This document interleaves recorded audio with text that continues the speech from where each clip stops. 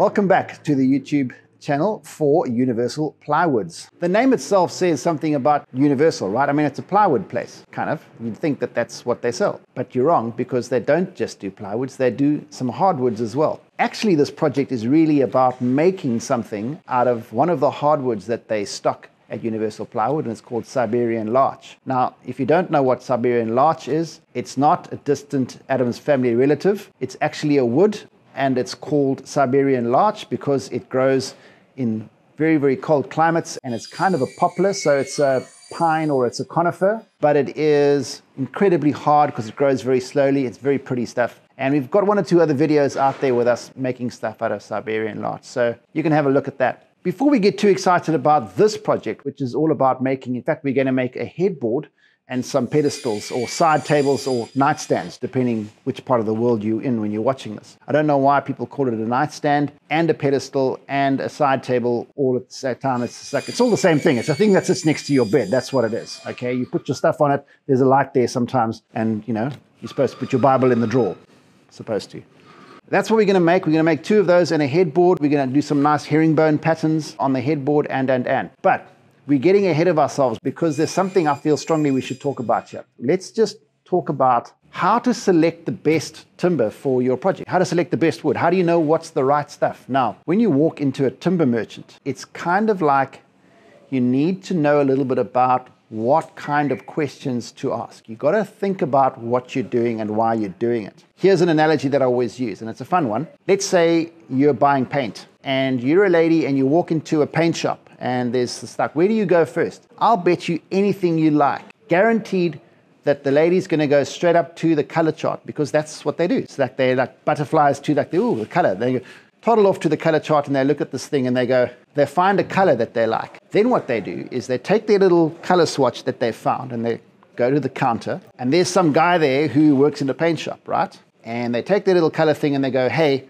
I'd like some paint, but I want it to be this color. Then the guy talks to this lady in a language that she does not understand. She's got no idea what he's saying, because he's looking at her and his lips are moving, but she has absolutely no clue what he's talking about. Why? Because he's talking about things like acrylics and solvents and solubles and water-based and solvent-based and primers and all this language that people just don't really understand. We forget that customers sometimes don't know the stuff that we know when we're selling it. So then what happens is that she stands there like a deer in the headlights, okay? And she mists over like Homer Simpson thinking about donuts. And she thinks there and she goes like, okay, I know he's talking to me and I know he's saying something about paint and I should try, but I don't really understand. But I also don't want to look like an idiot. So I'm going to stand here and I'm going to smile politely and I'm going to go, okay, yeah,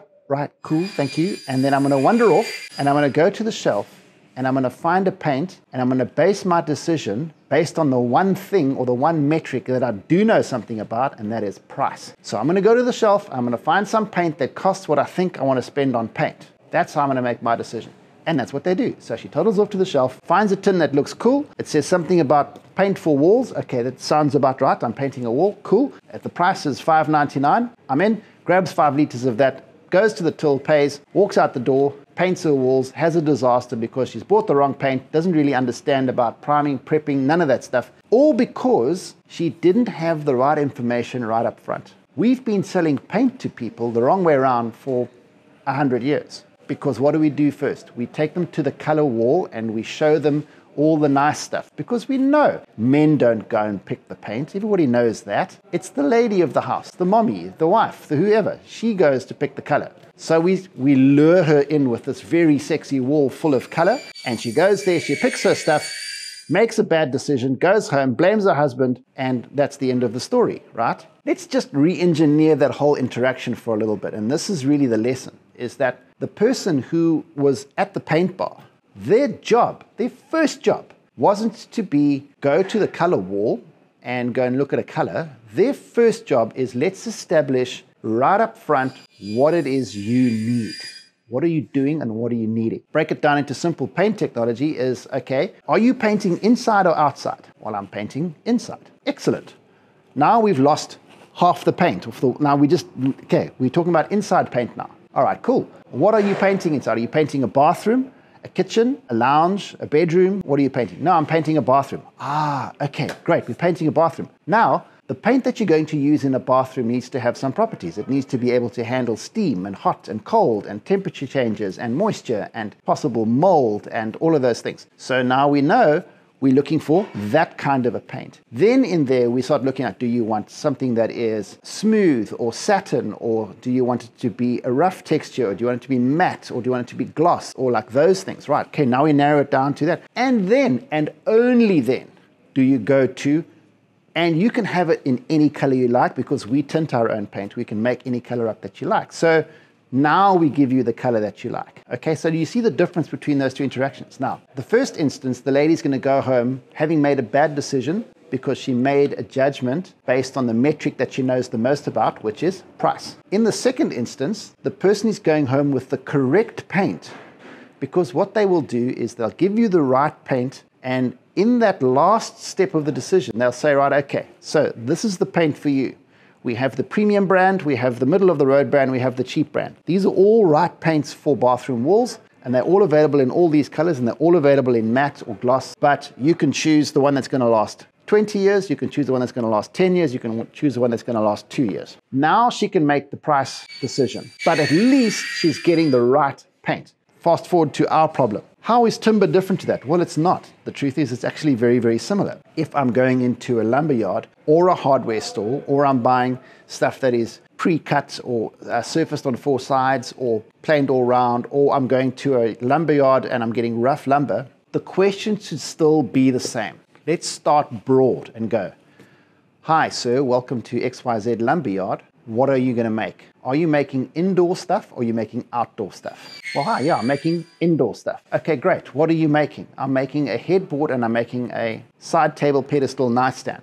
So we know it's not going to be in the bathroom. It's not going to be outside in the hot sun. It's not going to be in the rain. We know that we can use a variety of timbers that are right for that particular purpose. If I was going to go into a bathroom scenario, let's just say I wouldn't rush to use oak, for argument's sake. Not unless it was something where I could really control the joinery. But oak is, by definition, the naughtiest of all the woods. It's like a teenager. It'll do what it wants to do, and there's nothing you can do about it. It will misbehave, guaranteed, every single time. And it's because oak has the ability to expand and contract almost more than just about any other species of wood out there. So oak is particularly bad for applications where you're going to have extremes in temperature and in moisture. I mean, already wood is a living, breathing thing. It's going to always expand and contract no matter what you do. So you need to account for that. And oak moves a lot, so it's kind of naughty. You've got to pick the right wood for the application. Some of the questions that you've got to ask when you're doing a project like this is, where is this going to be? How much of it am I going to see? In other words, like, am I just going to see the fascia boards of it and the back I don't see? Am I going to see the whole thing? Is it a table? Or is it something that's going to be up against the wall? And if it's up against the wall, is it a cabinet that's going to be exposed to moisture and temperature control? I mean, imagine you're living in a place. I live in Durban in South Africa, and here it gets as cold as a witch's tit, and it gets hotter, so hot that there's like a barbed wire fence between Durban and hell. Like, that's the extremes in terms of the temperature. It's that extreme. So it can go from minus 10 degrees in some parts of KZN to 40 degrees in some parts of KZN in a couple of days. It's weird, but it can happen. So now you've got to have wood that can handle that sort of stuff. Never mind the fact that you're going to put it maybe in a bathroom where you're going to throw steam into the mix, and you're going to throw moisture into the mix, and you're going to be up against the wall where the concrete in that wall could be so cold in winter that it could cause wood to crack that's in contact with it. And in summer, it could be so warm, it could actually cause wood to expand and bow and bend. So like, you've got to think about all these things. So it's quite perilous, actually. It's kind of like a little bit scary. And that is where, when you go to the right people to buy wood and you get the best advice from people who are experts, you're going to go away having made a good decision. So in other words, they'll say to you, for this one, stay clear of that wood. For that one, head in that direction. Pick the right wood for the task. That's the first most important thing. Have a look at what's available. Now, not everything that you see on Instagram and on Pinterest and all these other platforms and TikTok, all that other stuff, it's not always all available, because you look at it and you go, oh, I'd love that, except it comes from Indonesia and you'd have to import it, or it comes from another part of the world, or it's just not available, or there's a scarce, there are woods that are scarce, and so you've got to look at availability. You've got to look at what sort of a finished look you want. You've got to be practical about it. But most importantly, let's look at the application. What is the application? And then, and only then, right near the end, when you've narrowed it down to, you've got all your information, now you talk about price.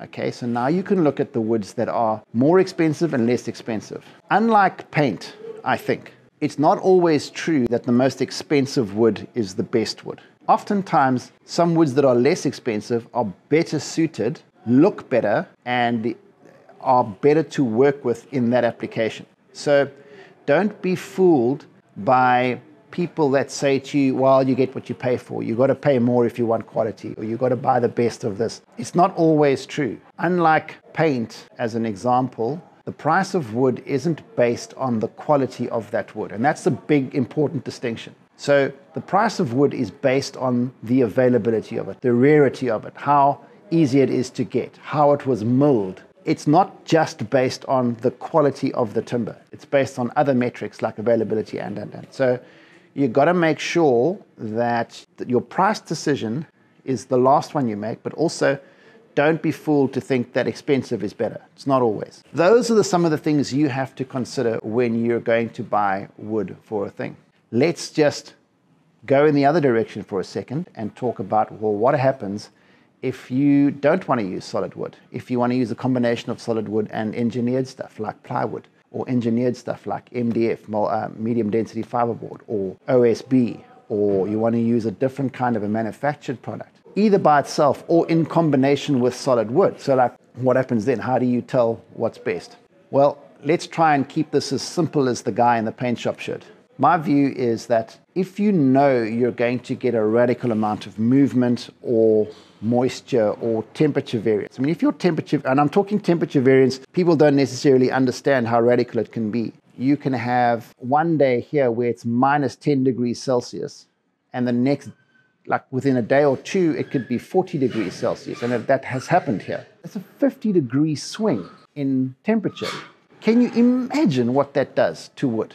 It's mind-blowing how things react in those sorts of circumstances. So if you know you're going to be in an environment that's even a bit like that, then what's best is to select something that is stable. So plywood underneath, solid wood on top, or make your carcasses or your boxes or your framework and stuff out of a manufactured product and use solid doors that are made correctly and use combinations of those things. So it becomes less about, oh, I want this expensive looking wood, and much more about, let's pick the right material and we will find ways to make it look great. Because remember that one of the last things to consider when you're buying a piece of wood is that you have to think about what you can do to it from a finishing point of view. How well will it sand?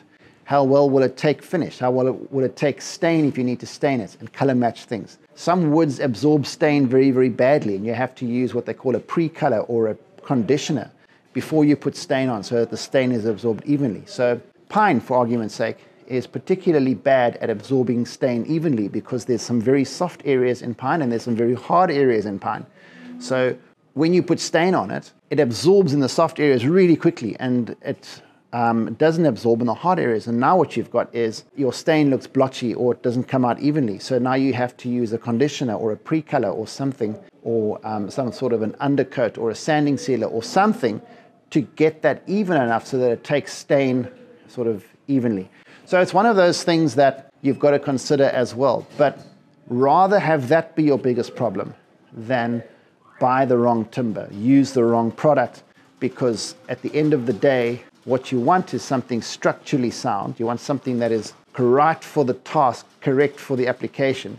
And then we can worry about the small things like aesthetics and maybe getting it just to be perfect and what have you. So I hope that was useful. I hope that was helpful. I know it sounded like a bit of a sermon, but this is something I feel very strongly about, and I see it every day. I deal with this every day, all the time, where we have customers of ours and they want us to do this but they want us to use the impossible way to do it. And I have to explain to them that, yes, I can do that for you, but the chances of this failing are so much higher than it needs to be. Let's rather do it this way, save you the heartache in 5 years' time, and let's get it right now. Let's make it in a way that we know it's going to behave. Let's use the right product right up front.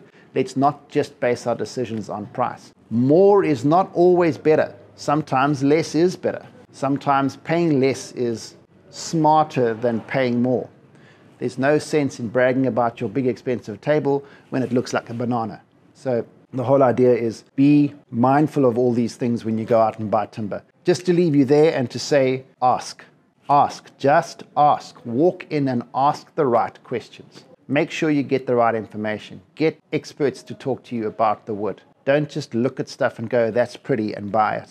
Don't be fooled into spending lots of money because it's cool to spend lots of money. Buy the right thing, pay the right price, get the right information, and at the end of the day, what you'll have is a product that is fit for purpose, the correct timber, finished well, and it'll be something that you'll be proud of for generations. Okay, cool. So that's it. If you want to know more about this kind of stuff, drop a comment in the section below. We can get back to you. We love to answer your questions. So if you have any questions or comments or suggestions, anything like that, bang it in the comment section below. If you haven't subscribed, now's the time to do it. So, it's free. It doesn't cost you anything to subscribe. It costs you a few seconds of your life. So you just press that button, ring the bell, and we'll let you know every time we say something cool or new on our channel. Get with us on this journey where we're going to try and share information. You might even learn something along the way. You might even have a few laughs and have some fun. So there's lots of cool things coming. We're going to get back to this project with the headboard and the pedestals, nightstands, whatever we call them. Remember, it's not that complicated. It's only complicated if you want it to be. Keep it simple. Ask the right questions, get into it,